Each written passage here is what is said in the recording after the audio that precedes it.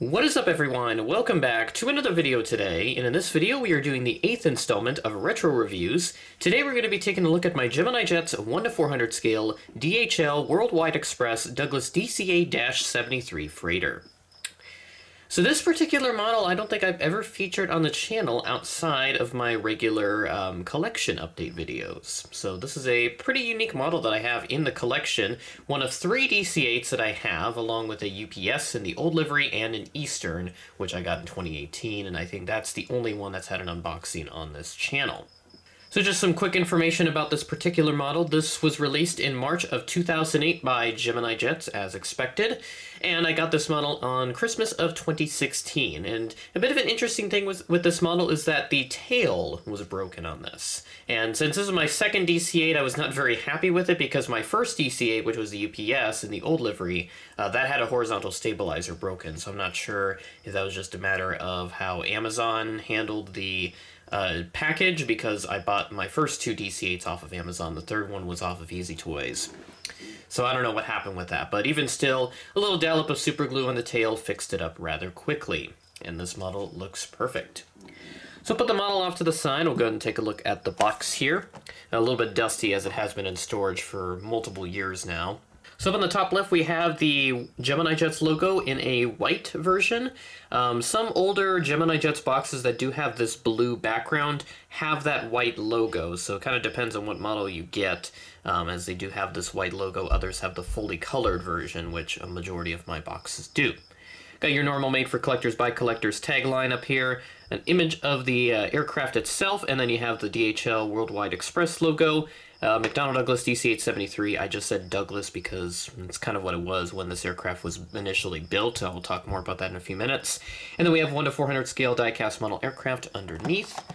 Flip it open, you've got the standard plastic cradle in there, along with the plastic coverings and everything. And here is the aircraft pamphlet up here. This is just some information about the aircraft. Feel free to pause the video.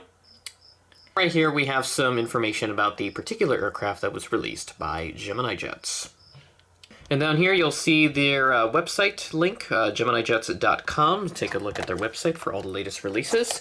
Then we will flip to the back. There's some tape left over from it, probably from the wrapping paper that I unboxed many years ago.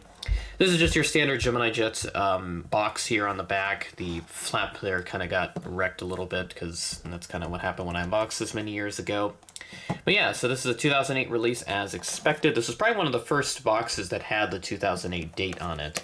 And then here's the side of the box. You got the Gemini Jets logo, plane, aircraft type, and also the information about the aircraft and item number, all those good details. And then here, your standard 1:400 scale die-cast model advertisement here, and then adult collectible model warning up here on the top. So now, with that out of the way, we're going to go ahead and bring the model into view. And this particular aircraft, I'm very excited to take a look at.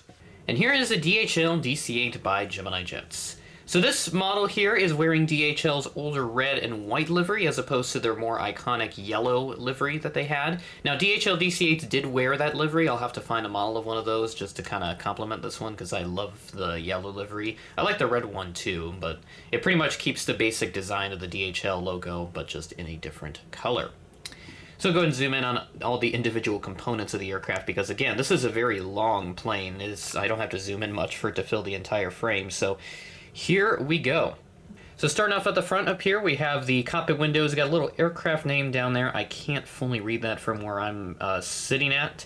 And then here you got some other details underneath. And then you have the nose gear along with a fleet number, 802. You have the L1 door along with the cargo loading door and then the full-on DHL logo in red. Got a beautiful cheat line that goes on the bottom of the fuselage. Looks like some doors right here perhaps, or at least where doors would be, because this was originally a passenger DC-8 before it got converted to freighter. Another door right there, and then you have some other minor details right here. Look at this nice DC-8 McDonnell Douglas logo. They have the American flag along with the full registration code, November 802 Delta Hotel. And then up here on the tail, we've got the DHL Worldwide Express branding up here, which is also nice to see. Beautiful red color as well. It's kind of like a darker red. It's more closer to maroon, probably.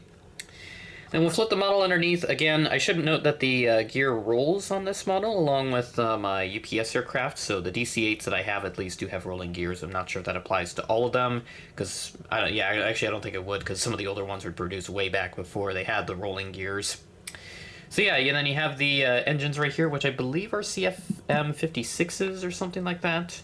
So this is essentially an upgraded DC-860. So that's how the 70-70 designation came into play. Is this is basically just a -60 with better engines. So kind of nice to see those. But I'm kind of fortunate I do have the -60, which has the older engines on it, which is also awesome.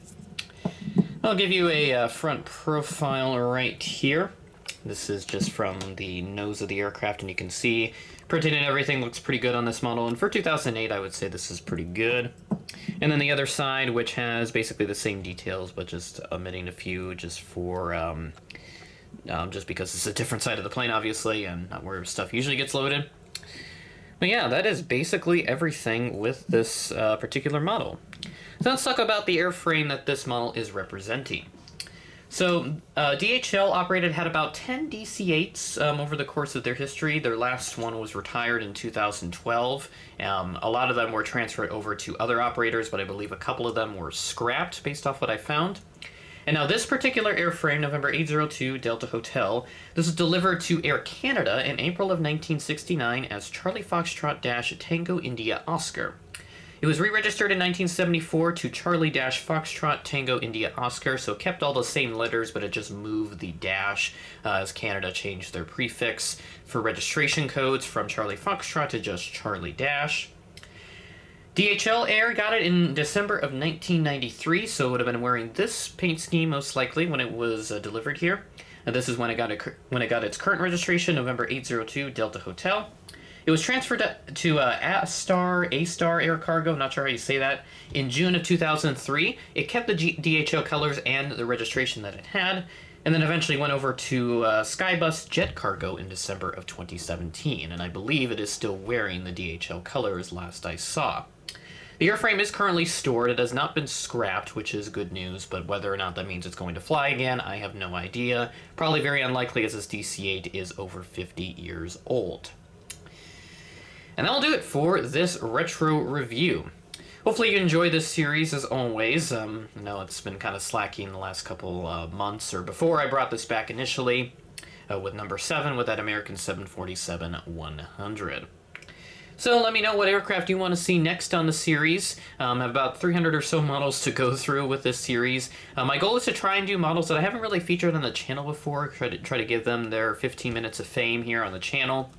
As opposed to showing off aircraft that I have previously shown in many of my other videos. So, but that will probably change in the future as I go through all these old planes, which I haven't really shown on the channel. So, with that being said, that is the end of the video. Thanks for watching, and I will catch you in the next video.